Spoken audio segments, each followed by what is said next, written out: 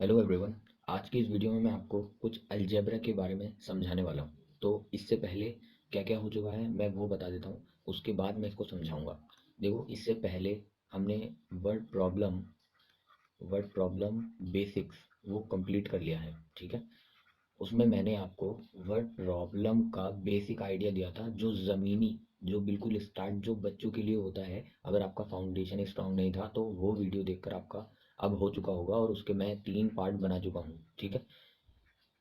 3 part बनाए हैं, 1 2 3। अगर आपने नहीं देखा हो तो देख लेना। पहला पार्ट देखोगे, दूसरा पार्ट देखोगे, और एक और वीडियो डाली थी बीच में, मल्टीप्लिकेशन क्या होता है, ठीक है, उसको भी देखना। उसके बाद थर्ड पार्ट देखना। तो ये सारे मिलकर आपका जो वर्ड प्रॉब्लम का नज़रिया है थोड़ा चेंज करेंगे। अब ये जो वर्ड प्रॉब्लम की आगे वीडियो आने वाली है, वो थोड़े बड़े स्टूडेंट यानी जो बड़ी क्लास में है उनके लिए है, ठीक है। अभी तक तो हमने बेसिक सीखा था, इसके बाद हम सीखेंगे अब आने वाली वीडियो में इंटरमीडिएट, ठीक है।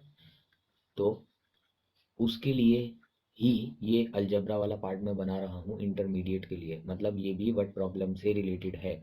तो जो भी स्टूडेंट वर्ड प्रॉब्लम समझना चाह रहे हैं वो अलजेब्रा जो मैं आज समझाने वाला हूँ वो भी देखें, और आगे जो इससे रिलेटेड पार्ट्स आएंगे वो भी ज़रूर देखें, ठीक है। इतना समझ में आ गया। अब आज की वीडियो के बारे में बात करते हैं कि आज वीडियो क्या है। देखो, अलजेब्रा में आपने ऐसा देखा होगा, ए बी सी, ऐसे ऐसे।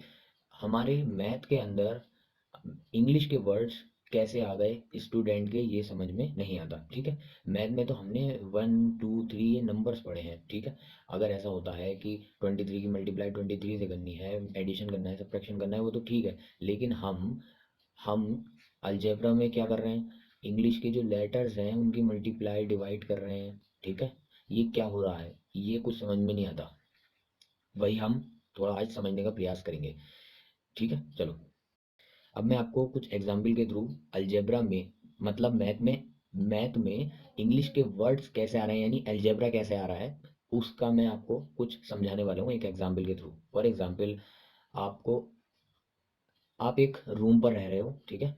और आप मॉर्निंग में जो आपका खर्चा है, मॉर्निंग में यानी सुबह में आप ब्रेकफास्ट करोगे, ठीक है। ब्रेकफास्ट के लिए आप क्या लाते हो बाज़ार से, आप रूम पर रह रहे हो तो बाज़ार से ब्रेड लेकर आते हो और टी यानी चाय लेकर आते हो, ठीक है। तो आपका जो खर्चा है, खर्चा, ठीक है, अगर आप निकालोगे तो कैसे निकालोगे, खर्चा कैसे निकालोगे। एक खर्चे को इंग्लिश में बोलते हैं एक्सपेंडिचर, ठीक है। एक्सपेंडिचर यानी खर्चा आपका कैसे निकालोगे आप, जो ब्रेड, प्राइस ऑफ ब्रेड, मतलब क्या करोगे तुम, कितने की ब्रेड लेकर आए और कितने की चाय लेकर आए, उनको ऐड कर दोगे तो तुम्हारा सुबह का खर्चा निकल जाएगा। सिंपल सी बात है। तो price of bread plus price of tea, इन दोनों को अगर तुमने जोड़ दिया तो तुम्हारा क्या होगा, खर्चा निकल जाएगा सुबह का, है ना। अब अब ये सोचो एक एग्जाम्पल के थ्रू कि कभी आप 1 रुपए की ब्रेड लेकर आते हो, कभी, क्योंकि आप मान लो एक रूम पर रह रहे हो और एक स्टूडेंट हो, या कोई भी आप वर्कर हो, आप कोई भी वर्कर हो और आपकी अर्निंग इतनी नहीं हो रही, कभी ज़्यादा हो जाती है और कभी कम, तो आप अपनी अर्निंग के हिसाब से ही खर्चा करोगे। तो मान लो कभी आप 1 रुपए की ब्रेड ले लेते हो, ठीक है, और 2 रुपए की चाय ले लेते हो। ये एक एग्जाम्पल है समझाने के लिए, चाय यानी टी, ठीक है। और कभी कभी आप क्या करते हो, कभी कभी आपकी अगर ज़्यादा अर्निंग हो जाती है तो आप 2 रुपए की ब्रेड ले लेते हो और 3 रुपीज़ की चाय ले लेते हो, ठीक है, यानी टी। अब आप कहोगे कि सर चाय का रेट तो एक ही होगा, तो आप ये कह सकते हो कि ये चाय के रेट अलग अलग क्यों हैं। तो आप ऐसा समझ लो कि कहीं पर बहुत अच्छी चाय मिल रही है, यानी महंगी वाली, जिसमें बहुत बढ़िया कर कर बना रहा है, मतलब ज़्यादा लागत से, जिसमें अदरक वगैरह डालते हैं, मतलब अच्छी स्पेशल चाय, उसके ज़्यादा रेट हैं। और जो थोड़ी सस्ती चाय है जिसमें कम चीज़ें डाल रहे हैं वो सस्ती, मतलब 2 रुपए में मिल रही है, ठीक है। और मतलब अलग अलग क्वालिटी की चाय मिल रही है, ऐसा समझ सकते हो। तो कभी कभी वो 3 रुपए की ब्रेड ले लेता है, ठीक है।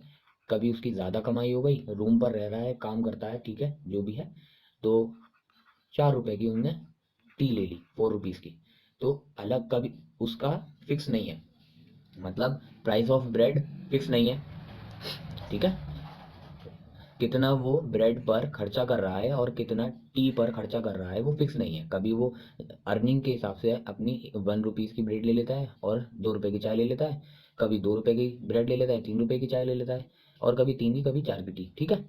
अब मैं ये कह रहा हूँ प्राइस ऑफ ब्रेड है, ये इतना बड़ा मुझे लिखना पड़ रहा है, तो मैं इसको छोटा सा ये लिख सकता हूँ क्या, बी बना दूँ बस ब्रेड के लिए, और बी को मैं ये लिख दूँ साइड में कि बी का मतलब आप ये है प्राइस ऑफ ब्रेड।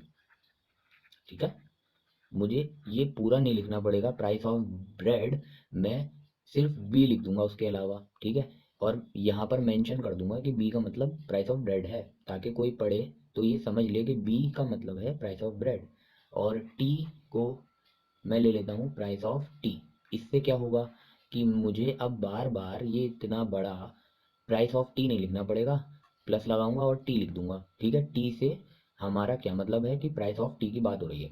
अब बी प्लस टी हमारा ये समझ में आ रहा है, और एक्सपेंडिचर को मैं लिख देता हूँ ई, एक्सपेंडिचर। ठीक है। तो अब मुझे पूरा एक्सपेंडिचर इतना बड़ा लिखने का ज़रूरत नहीं पड़ेगी और टाइम भी बचेगा, और मैं इसको डायरेक्टली ई लिख देता हूँ। ठीक। अब हमारी इक्वेशन क्या बनी, अब आप देख सकते हो हमारी इक्वेशन क्या बन रही है, E is equal to B plus T. ठीक। अब क्यों बनाई सर, बी का क्या मतलब है, बी का मतलब ये है स्टूडेंट, अब ये कहते हैं कि सर ये इंग्लिश में अल्फ़ाबेट कैसे आ गए, तो अब आप इसको यहाँ से ऐसे फील कर सकते हो कि बी वन भी वैल्यू ले सकता है। ऊपर देखते रहना रेड कलर से क्या लिखा था, ब्रेड 1 रुपए की भी ला रहा है वो, कभी है ना, कभी 2 रुपए की ला रहा है, कभी 3 रुपए की ला रहा है।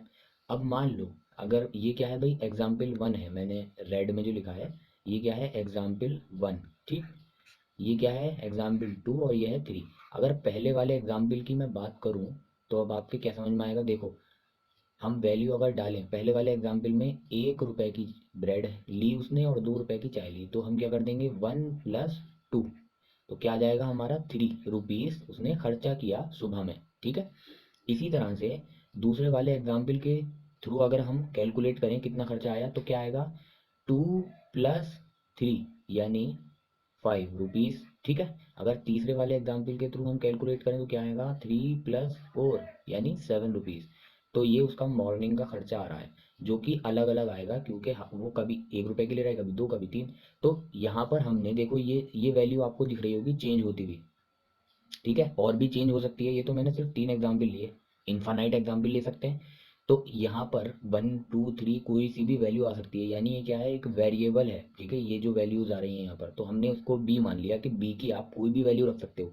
अब आपके समझ में आ गया होगा, देखो यहाँ पर कि 1 भी रख सकते हो, 2 भी रख सकते हो, 3 भी रख सकते हो, 4 भी, जो भी मर्जी आए रख सकते हो। बी का मतलब क्या है, आपको देखकर ये कंफ्यूज नहीं होना है ये तो इंग्लिश का वर्ड कहाँ से आ गया, आपको ये देखना है ये तो नंबर ही है। बी की एक वैल्यू होगी कोई ना कोई किसी पार्टिकुलर टाइम पर। मान लो मंडे में उसने 1 रुपए की ब्रेड ले ली और ट्यूसडे में 2 रुपए की ले ली, तो मंडे में बी की वैल्यू 1 थी, ट्यूसडे में 2 हो गई। ठीक है। ट्यूसडे वेडनेसडे में 3 हो गई।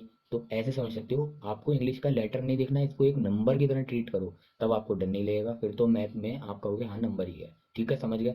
अच्छा, इसी तरह से अगर टी को देखोगे तो टी की भी वही देख सकते हो आप, ये भी वेरिएबल है और ये भी 2 आ रही है, कभी 3 आ रही है, कभी 4 आ रही है, कभी 5 आएगी, कुछ भी आ सकती है। मैं ये नहीं कह रहा कि 2 से स्टार्ट होगा या 3 से, anything can be happen here, can be done here. तो कुछ भी आ सकता है, आपको आपको इसकी टेंशन नहीं लेनी, वो आपको कंडीशन बता देंगे जब क्वेश्चन आएगा, तो उसमें आपको ये बता देंगे कि कहाँ से स्टार्ट करना है, कहाँ से एंड करना है, उसकी आपको चिंता नहीं करनी। बस यहाँ पर इतना जो आपको कंफ्यूज करती हैं ये चीज़ें, बी और टी क्या है वो आपके समझ में आ रहा होगा। ठीक है।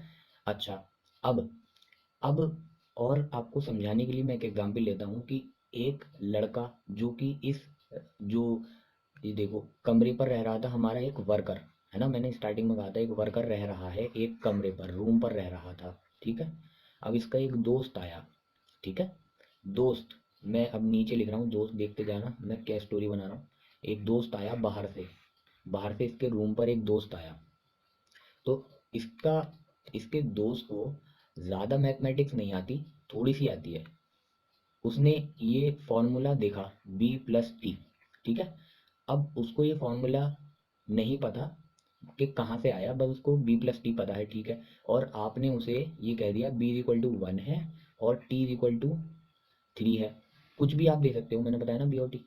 तो अब आपको तो ये पता है कि ब्रेड का प्राइस 1 है और टी का प्राइस 3 है, लेकिन आपके दोस्त को नहीं पता। वो तो ये कह रहा है b = 1 t = 3, उसको कोई मतलब नहीं है। उसने क्या किया, ई की वैल्यू निकाल दी, 1 + 3 = 4 रुपीज़। ठीक है। तो इससे हमें क्या सीख मिलती है, इससे हमें क्या सीख मिलती है कि हमने अपना दिमाग लगाकर एक बड़ी प्रॉब्लम को छोटे से इक्वेशन में कन्वर्ट कर दिया। वो इक्वेशन क्या है, ये है। अब इसमें हम अपने हिसाब से वैल्यू डालते जाएंगे और हमें आंसर मिलता जाएगा, यानी खर्चा मिलता जाएगा। अब आपको ये एक छोटी सी इक्वेशन लग रही होगी जो कि सम की है। अब इक्वेशन कितनी भी बड़ी हो सकती हैं। हो सकता है कि आपने ऐसी भी इक्वेशन देखी होंगी, ab + 3c +/2, ऐसे बड़ी बड़ी इक्वेशन आती हैं, आपने देखी होंगी। ठीक है। तो हमें क्या दिमाग में रखना है कि इससे हमने अपनी जो बड़ी प्रॉब्लम थी उसको छोटा सा बना लिया, और अब हम किसी भी कॉमन मैन से, जो बिल्कुल ज़्यादा कुछ नहीं जानता कि ये इक्वेशन कहाँ से आई, जो इतना परफॉर्म नहीं कर सकता कैलकुलेशन, ठीक है, हम तो बेसिक से ही बनाकर चले यहाँ पर इक्वेशन, जो बहुत बेसिक नहीं जानता, तो हम बस उसको एक फॉर्मूला दे देंगे, वो तो वैल्यू निकाल कर दे देगा और हमारा काम भी हो जाएगा। ठीक है। तो इससे आपको क्या समझ में आया कि अलजेब्रा का बहुत बड़ा यूज़ है हमारा फार्मूला बनाने में, फार्मूला देने में। फिर उसके बाद एक फार्मूला हम किसी को भी दे दें जो जानकार भी नहीं है, वो सिंपली हमें वैल्यू कैलकुलेट करके दे देगा। ठीक है। इसी तरह से मैं एक और एग्जांपल लेता हूँ। इस बार हम थोड़ा बड़ा इक्वेशन बनाने का प्रयास करेंगे। फॉर एग्जांपल कि अब आपको कुछ कंडीशन दे दी जाए कि एक ब्रेड है, उसका जो प्राइस है वो 2 रुपीज़ है। ठीक है। 2 रुपीज़ का प्राइस है, किसका, एक ब्रेड का। और बाकी सब हमारा सेम है। वो क्या था कि प्राइस ऑफ टी वेरिएबल तो है ही। ठीक है। तो अब देखो, मान लो कि आपको 2 ब्रेड खानी है, तो आप क्या करोगे, आप देखोगे एक ब्रेड का कितना प्राइस है, 2 रुपये। तो 2 ब्रेड का कितना हो जाएगा, 4 रुपये। 3 ब्रेड का 6 रुपये। आपको ये बता दिया ना, 2 रुपये की एक ब्रेड आ रही है। मल्टीप्लीकेशन वाली वीडियो देख लेना। तो आप 2 का भी निकाल सकते हो, 3 का भी। तो अब हम अगर इक्वेशन अपने दिमाग से बनाएंगे, देखो ये बहुत ज़रूरी है, कैसे बना रहा हूँ। एक्सपेंडिचर, एक्सपेंडिचर आपको निकालना है। तो कैसे निकालोगे, पहले आपने पूरा इंग्लिश में पूरा बड़ा बड़ा लिख लिया कि आप क्या कर रहे हो। मैंने कहा कि 2 ब्रेड खानी है, तो आप क्या करोगे, 2 से मल्टीप्लाई कर दोगे। 3 ब्रेड खानी है तब भी 2 से मल्टीप्लाई कर दोगे, क्योंकि आपको ये पता चल गया कि एक ब्रेड का प्राइस 2 रुपये है ना। तो मुझे 2 खानी है, तो 3 खानी है, तो 4 खानी है, निकाल लोगे ना। 2 ब्रेड का प्राइस कितना हो जाएगा, 2 × 2 4 रुपीज़। ठीक है। 3 ब्रेड का प्राइस कितना हो जाएगा, 2 × 3 यानी 6 रुपीज़। समझ गए। तो आप क्या कर रहे हो, देखो ये 2 तो सेम है, बस आपका ये नंबर चेंज हो रहा है कि आपको नंबर ऑफ ब्रेड कितनी खानी है, कभी 2 खा रहे हो कभी 3। तो हम इक्वेशन बनाएंगे तो कैसे बनाएंगे, 2 यानी 2 की मल्टीप्लाइन कराएंगे, कितनी ब्रेड खानी है हमें, नंबर ऑफ ब्रेड। ठीक है। तो हमारी क्या आ जाएगी, यहाँ पर देखो हमारा आंसर क्या आ गया था, ये 6 आ गया था, यानी हमारा प्राइस निकल आएगा कि हमारी कितना प्राइस, कितना हम खर्च कर रहे हैं। प्लस दूसरा तो हमारा सेम ही है, प्राइस ऑफ टी। अब देखो, अब देखो यहाँ पर अब हम कोई भी वेरिएबल ले सकते हैं, आप चाहो तो दोबारा से बी ले लो। ठीक है। तो 2 × b + t। अब यहाँ पर आपको ये मेंशन करना होगा कि बी क्या है। बी आप बता सकते हो, यहाँ पर देखो इस केस में बी अलग हो गया। पहले तो बी क्या था, प्राइस ऑफ ब्रेड। यहाँ पर क्या है, नंबर ऑफ ब्रेड के, आपको कितनी ब्रेड खानी है। टी क्या है, प्राइस ऑफ टी। ठीक है। तो आपने मेंशन कर दिया, और ई तो पता है, एक्सपेंडिचर। ठीक। तो अब हमारी इक्वेशन क्या बनी, 2 × b को 2 भी लिख सकते हैं। एलजेब्रा में बहुत सारी चीज़ें हैं आगे, आप इसकी टेंशन मत लो कि ये कैसे बन गया। अभी तो आप बस इतना समझो कि अलजेब्रा का यूज़ क्या है, कैसे हम बनाते हैं इक्वेशन। ठीक है। तो ई बन गया। तो ये हमारी इक्वेशन बन गई फाइनली। ठीक है। अब वो लड़का दोबारा आया, ठीक है, जो आपका दोस्त था। आपने बी की वैल्यू दे दी। बी क्या है कि आपको 3 ब्रेड खाना है, और टी क्या है कि आपको कितने रुपए की चाय पीनी है, 3 रुपए की। ठीक है। तो वो क्या निकाल देगा, आंसर निकाल देगा, E = 2 × 3 + 3, यानी 9 रुपीज़ आपका खर्चा होगा। ठीक है। वो कहेगा कि सर आपका जो खर्चा होगा, वो जो लड़का है आपके रूम पर या आपका दोस्त है वो आपसे कहेगा कि 9 रुपये का खर्चा आएगा। हालांकि उसको ये पता भी नहीं कि इक्वेशन है किस चीज़ के लिए, ठीक है। बस वो तो वैल्यू को देखकर आंसर निकाल देगा। तो उसको इतना डीप जाने की भी ज़रूरत नहीं है कि क्या है, क्यों, कैसे बनी। बस आपने एक इक्वेशन दी और किसी से भी पूछ लिया जो जनरली मैथ जानते हैं थोड़ा बहुत, वो आंसर दे देगा। उसको इतनी डेप्थ तक जाने की ज़रूरत नहीं है। लेकिन आप अंदर का जानते हो कि खेल क्या है, कैसे बनाई इक्वेशन, ठीक है। इस इक्वेशन से क्या फ़ायदा हुआ कि हम किसी से भी अपना जो भी सही आंसर है वो निकलवा सकते हैं एक्सपेंडिचर। ये एक छोटा सा एग्जांपल है एक्सपेंडिचर का, ठीक है। हम कोई भी बड़ी इक्वेशन बनाकर बड़ी प्रॉब्लम को भी सॉल्व करवा सकते हैं और किसी से भी करवा सकते हैं, ठीक है। तो होपफुली आपके इतना तो समझ में आ गया होगा। आगे चलकर ये जो हमारी अलजेब्रा है इसके कई सारे एक्सप्रेशन होते हैं। जैसे आपने क्या देखा होगा, एक्स प्लस वाई की मल्टीप्लाई करा दी ए प्लस बी से, तो कैसे करनी है, ठीक है, डिवाइड कैसे करना है, तो ये सब सिखाया जाता है। अभी आपके लेवल के हिसाब से मैंने आपके एग्जाम्पल समझ में आए वही एग्जाम्पल लिया है। बट आपको इंजीनियरिंग में नहीं पता कि क्या क्या होता है, कैसे डेरिवेशन होता है। जब आप बड़े क्लास में आ जाओगे तो आपको समझ में आएगा ये तो बीच का एक पार्ट है अलजेब्रा, जिससे हमारी जिससे हमारी रियल लाइफ प्रॉब्लम सॉल्व होती है, ठीक है।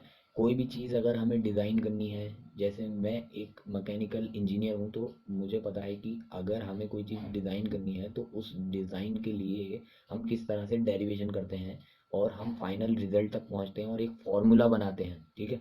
और उस फार्मूले को हम फिर कभी भी यूज़ कर सकते हैं, सिर्फ वैल्यू पुट करनी होती है, ठीक है। फिर हमें वो पूरा डेरिवेशन नहीं करना होता बहुत बड़ा कि ये फॉर्मूला कहाँ से आया। बस फिर हमें फॉर्मूले में वैल्यू पुट करनी होती है और आंसर आ जाता है। तो ये किसकी देन है, अलजेब्रा की। हमने जो कोई भी वैल्यू आ सकती थी नंबर की, तो हमने उसको इक्वेशन में वेरिएबल्स में कन्वर्ट कर दिया, ए बी सी में। ए बी सी कोई भी वैल्यू ले सकता है, कभी हमें A1 डालना है तो कभी 2 डालना है, कभी 3, तो हम उसके अकॉर्डिंग आंसर निकाल सकते हैं। तो होपफुली मैं सिर्फ इतना ही समझा सकता हूँ। अभी आगे बड़ी बड़ी चीज़ें मैं नहीं समझा सकता क्योंकि हो सकता है आपके समझ में नहीं आएंगी।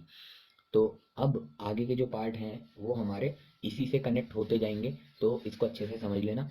तो मैं मिलता हूँ इसी तरह की नेक्स्ट वीडियो में, तब तक के लिए गुड बाय।